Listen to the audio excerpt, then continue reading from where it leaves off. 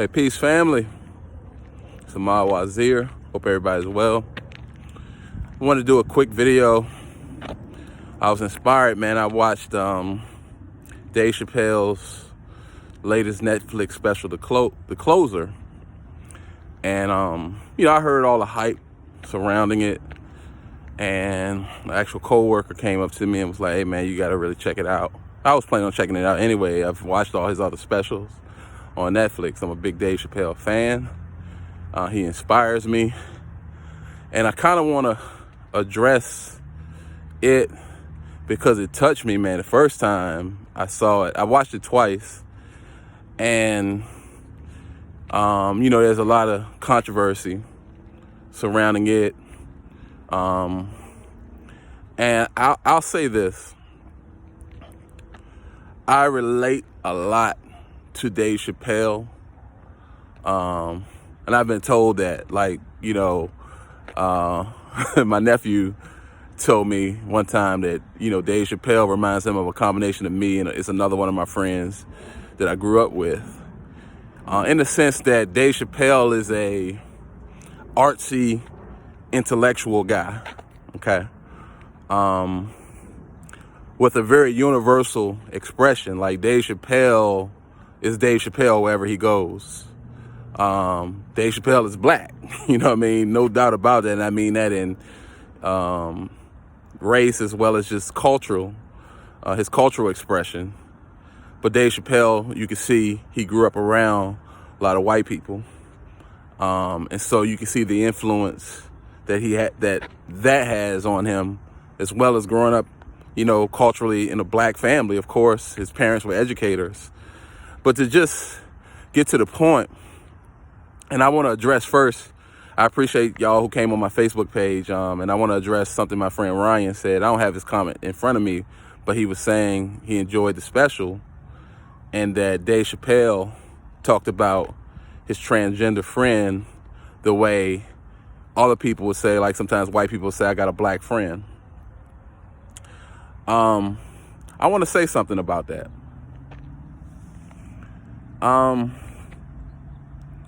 We're tribal people. And you've heard me say it. If you ever listen to my podcast or you ever watch my videos, you'll hear me say this all the time. People are tribal. And there are certain norms and things that are accepted in the tribe, things that aren't. It's only when you venture outside the tribe is when you see the world in an expanded way. I say that because if a white person or an Asian person or any other person not black American has never had a real interaction, and I don't mean superficial, somebody you work with that y'all joke and it's like very surface level stuff, but I'm talking about like a real connection. Or if a black person has not grown up or has had people from other races in their sphere in the sense that they can actually have real conversations, then our view of other people, other cultures, other races, they become caricatures. Or they can be, not everybody, but it can become caricatures. So the mind simplifies things. This is the way our minds work. Our minds simplify things. So if the image, and this is what happens a lot of times, right, through the media and just through culture, and this is why images are so important. If I'm a white person who's never been around black people, and the representation that I get is some black person on the news robbing a convenience store, or some black person committing some type of crime, or in the movies. And I have an Asian friend who told me, he said he never was around black people growing up. So when he saw Boys in the Hood, it had an influence on the way, like, man, that's scary. If that's what you see, that's what you believe. That's why the power of images is so important. And I told him the same thing. I said the stereotypes that we have of Asians, It's silly when you really look at it and you actually talk to somebody in real time on a real level. But this is the stuff, especially growing up, that we do. These stereotypes that we have of other people. We think people are just some kind of like stick figures, and these exaggerated stereotypes. So to your point, my brother, and I that brought that up, I'm gonna give you a different way to look at that. My friend and brother, Jamil, and I produced a movie called Ballin' in the Fall of America. And before we even did that movie, we did some smaller projects. And we met an actress who was, very, very key to our success in the movie and other projects. And she was openly lesbian. We never, she didn't hide it. You know what I mean? It was who she was. That was my first time being around a woman on that level for that long that was openly lesbian. But you know what happens when you meet somebody outside your tribe and you get to talk to them on a real level? They become human.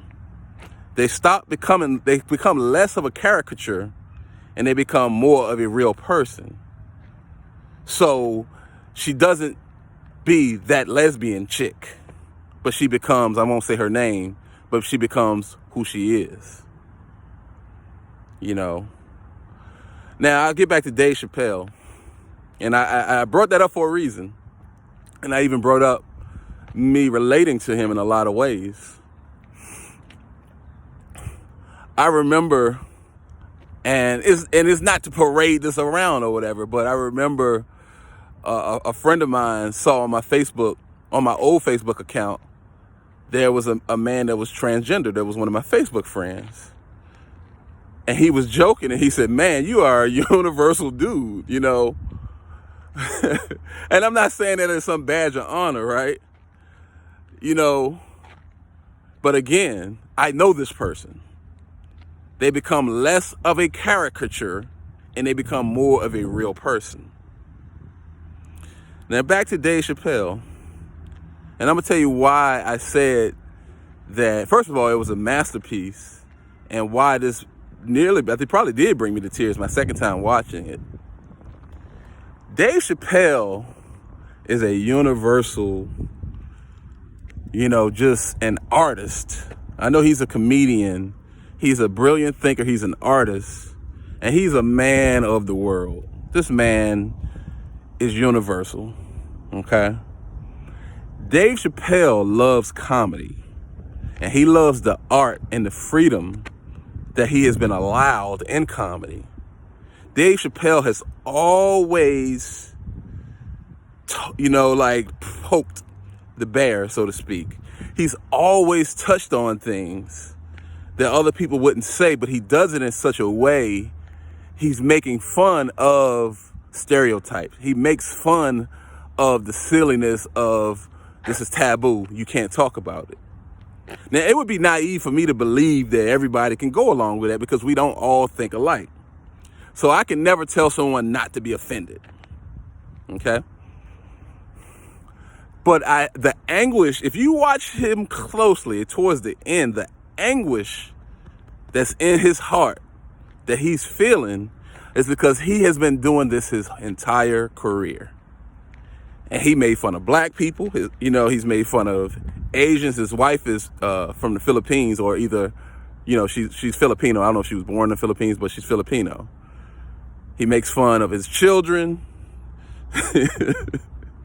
But he doesn't do it in a way to be mean-spirited. He touches on things because it's so taboo and we're not supposed to do that. So he loves walking in that space. And because he doesn't do it in a mean-spirited way, because he doesn't have malicious intentions, he has been able to do that. And that leads up to the genius, the guy who he has become. Whereas he said, he's referred to as the GOAT. I think he's the greatest comedian of all times. I do. So now all of a sudden, he makes fun of a group of people. Again, he's making fun of everybody up to this point.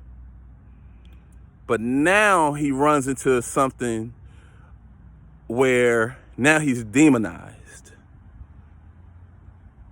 You know, now he's dealt with controversy, but now it's like, no, we're going to cancel him. And he knows his intentions behind that. So the anguish is, y'all really want to cancel me for poking fun at your humanity. And this is what I do. We've come to a time in society where now we cannot, everybody is so offended. Now, again, I don't have the ability to make or to determine what offends you and what doesn't offend you. I can only tell you my intentions. But now as a comedian, this is what the comedians do. I love George Carlin. George Carlin has a piece, go look at it, where he says the quote unquote N-word. But he did it in such a brilliant way. It was like, whoa, that was slick the way he did it. It wasn't malicious intention, but he did it to, and he was talking about white people not being able to say it, but black comedians were able to say it. It's brilliant. Go watch it. Look it up on YouTube. The brilliance of comedians. And see, Dave Chapelle is a kind soul, man. He's a gentle soul who, if you look at the pictures he's in, if you look at the circles he travels in, man, he's Dave Chapelle wherever he goes.